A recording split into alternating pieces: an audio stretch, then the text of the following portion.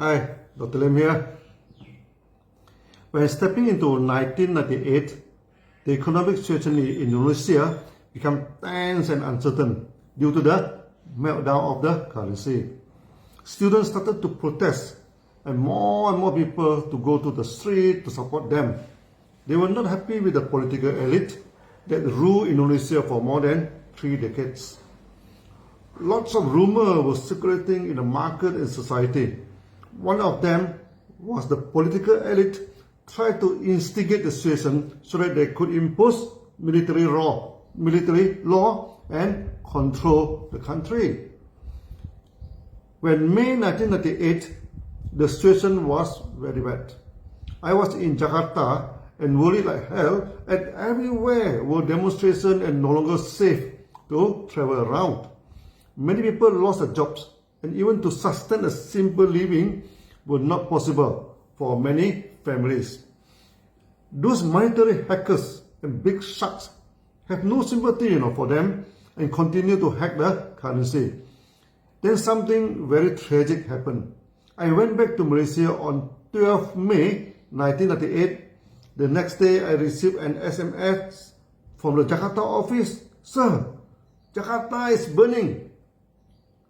Before this, 6 students were shot dead during the demonstration. Who shot them, nobody knew.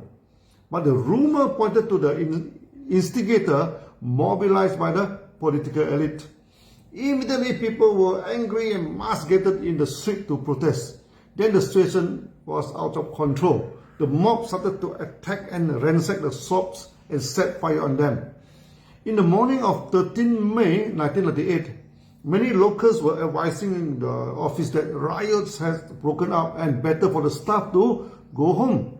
Some of them even offered help to send the staff off, especially for the lady staff.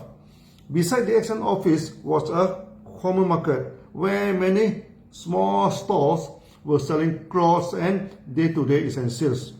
Then looting and fire erupted. The mob started to set fire on everywhere. Many DXN members were gathered around the office and formed a human wall to prevent the mobs from burning down the office. Their courageous action moved me to this day. They were true DXN free men, never blinking the eyes, even facing the danger. The burning stopped right beside the office.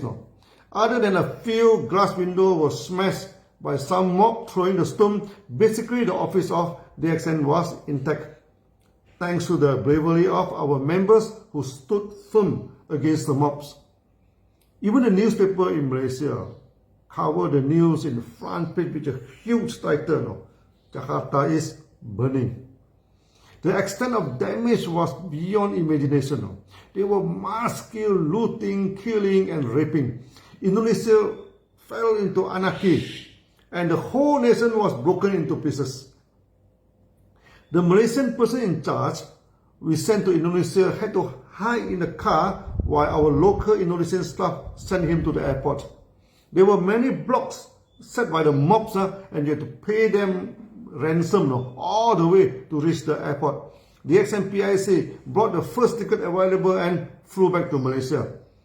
I contacted the office in Jakarta and all were confused and did not know what to do. Budiman contacted me and said the situation was very risky. Maybe we should have closed down the operation until the situation was under control.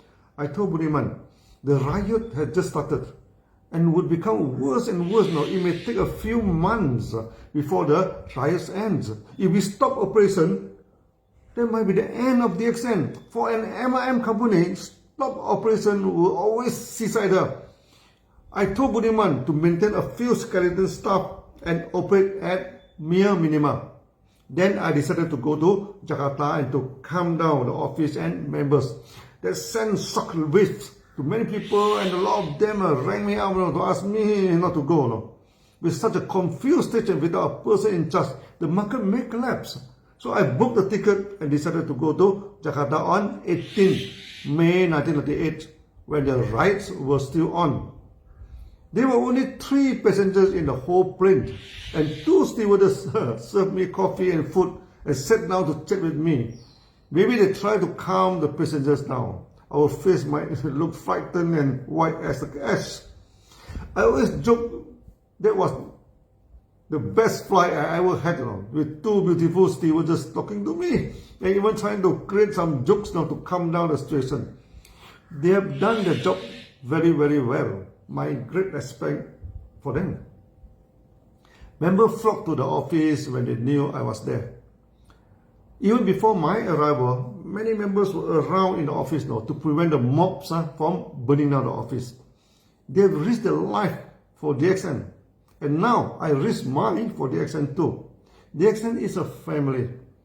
We share the pains and joys together. As I always say, to live, we live together. To die, we die together. We never ever take a back when facing the danger. When meeting with DXN members started, so many of them fill out every corner of the office. I told them, DXN came here to stay. Even if the office was burned down, we should continue and never bow to the danger. They burst into applause and once again sang the Bujangan together. At the time, Bujangan was always almost a DXN theme song. I have translated and captured of this song and loaded in this channel. The song still brings forward the sweet memory to me till this day. There was one thing common for the Indonesian and Malaysian and the Filipino too. We are very easygoing. When faced with difficulties, sometimes we sing our way out. We always think the situation may be desperate, but never hopeless. We are happy to sing, even when the sky may fall on us. During the crisis, almost all company in Indonesia was shut down. As usual, DXN has become the Lone Ranger. We were the only one there to operate in the market. Once again, DXN became like the refugee camp. Lots of people flocked to the office and joined DXN. Our C actually doubled and tripled during the crisis. And I was busy traveling widely in Indonesia to promote DXN and ask people to join us. Thousands of members, crowds always gathered in the meeting. At one time, when I was in Banjarmasin, the capital of one of the Kalimantan states, there were 3,000 members who came for the meeting. They scared the wind out of the hotel management as they thought the mobs were gathering to ransack the hotel. The meeting ended very peacefully, but the hotel manager talked to me with his hands still shaking, saying that he may not allow the DXN meeting in his hotel for a while because the coming of so many people scared him. As we always said, the world is not perfect. Even DXN is doing the business peacefully and we never attack or criticize other companies. Very soon, DXN become the subject of jealousy in Indonesia. Many companies were able to compete with DXN in terms of pricing, technology, marketing skill, or marketing system. The only thing they could do is to start to spread some rumors.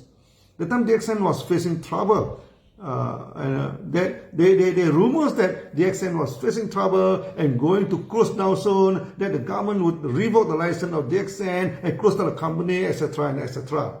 Then they created fake news in newspaper and even complained about DXN to various government departments, especially the health ministry. The time we do not have Facebook and all the social medias like today. All news had to be go through newspaper and magazine. DXN started to publish a bulletin to endorse the marketing activities and telling members the true news of DXN.